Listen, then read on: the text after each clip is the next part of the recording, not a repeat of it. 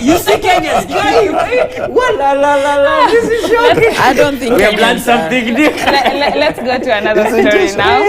Okay, so is it okay for children born out of wedlock to inherit wealth? Because in November there was a judgment that was ruled that some cultural practices that discriminate against this are violating the constitution. So, Simon. Why are you saying Simon? I don't have any kids. But then are you inheriting anything? Wait, that's interesting. Children born out of wedlock, do they have any relevance towards gaining the inheritance? Now, here's the thing. I think that one, being honest, that one will honestly have to come down to the family structure on how their family actually now views it, because a level of entitlement that can come just because of a certain activity that happened out of wedlock can go left very fast in the structure, because you can be fighting for so much because you want to now feel like as a sense of not even entitlement, is a sense of like opportunist, being an opportunist. Like, who are you, by the way? You're not recognized. But if you're assimilated in the family, you actually are part of the family activities, so on and so forth. You actually are engaged when it comes to even things that even concern the family, and yet they restrict you from accessing some resources within that family. That can also be an issue on its own, because now it may abscond a lot of men from now us actually now having to take care of even kids that we have even outside wedlock. And that's when you get those scenarios where Simon has died, and then you see some other lady who came out of nowhere. So, gee, where did Simon go to Turkana to get her pregnant? There was a Nino around. How did he get there? And then now, how did he get there and get her pregnant? And then boom. And then you see all those scenarios. Now, that inheritance, I don't know, these scenarios where the government can come in and actually now gives structure on the sense that if this child, you have gotten this child, is entitled to this portion of your wealth, that's now where it becomes tricky. But you can be given the free will as a man to say, I will allocate this to them based on my own discretion. I guess I'll think that that's actually a more safer way, rather than overstepping your boundary and saying, you must, because you did this thing that one night and you only lasted 1 minute and you did that, and that's now the issue now, and you must now take care of that, and you must now you must take care of the child, but inheritance, that's a whole different level. Inheritance, we're talking about inheritance, not taking care. Inheritance, that's a different school. What do you think? Well, Simon, I find your views quite archaic. Explain. In principle, I think inheritance is a right of every child. It is a right of every child, in the sense that, and especially this is to do with men. Why don't you take care of your organs? You know how children are made. Yeah, and then you go without protection, or whichever way you are trapped, whichever way, a child has come out of it, okay? From time immemorial, I think since creation, I think so that inheritance is a right. But however, so the government is right in that way. But you as a man or as a woman, you can take care of, if you don't want your wealth taken to somebody else, you can allocate your wealth when you're still alive. Because your job is to look after your child up to age 18.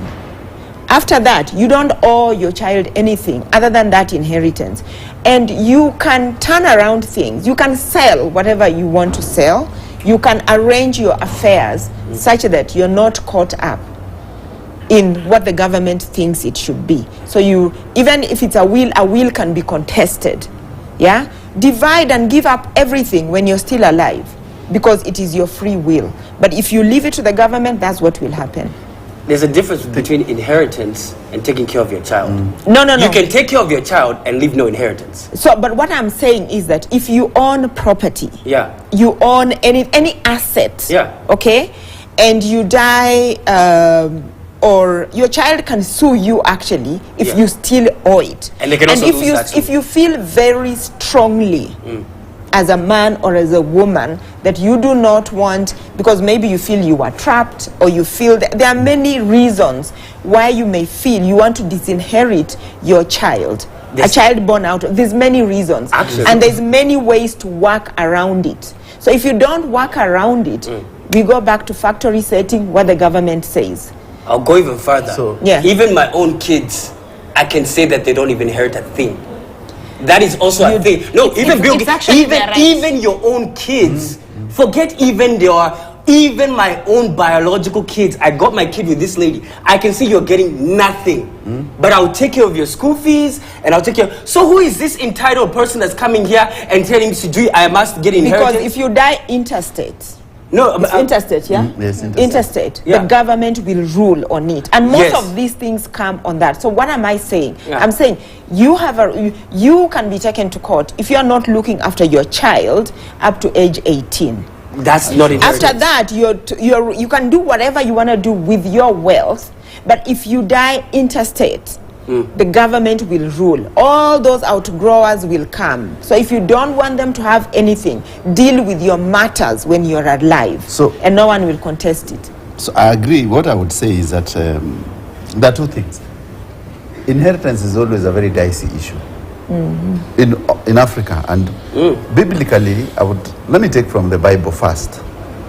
When Abraham was giving his wealth, there was a kid, there was Isaac, and there was Ishmael.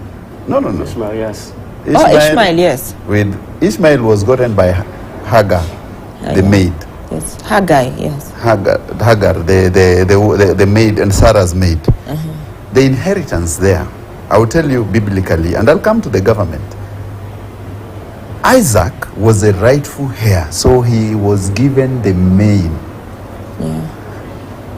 The kid Ishmael, who was Hagar's kid, also was Abraham's son, but he was given a small portion.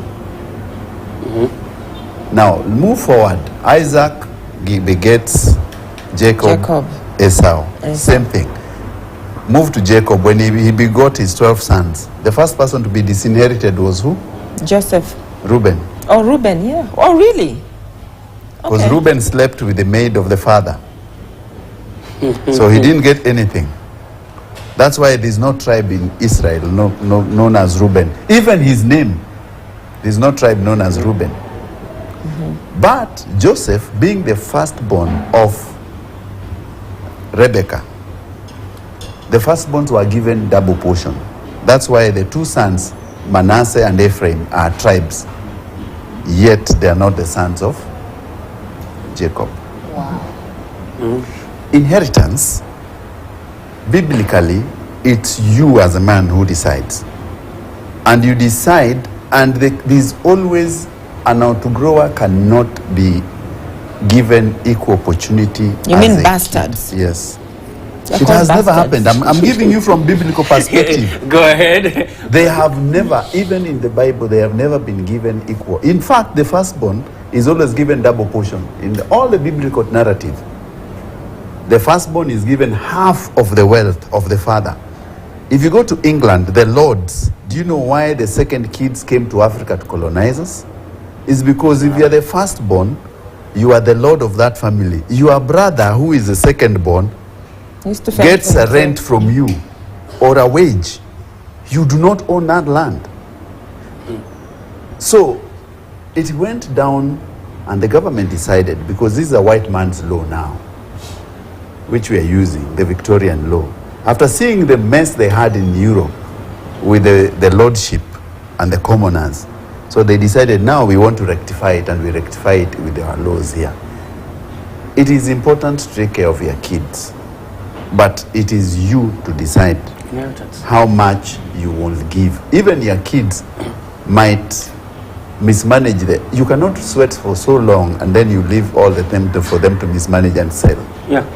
So it is you to look at those kids. I think the government's duty is maybe to come and interstate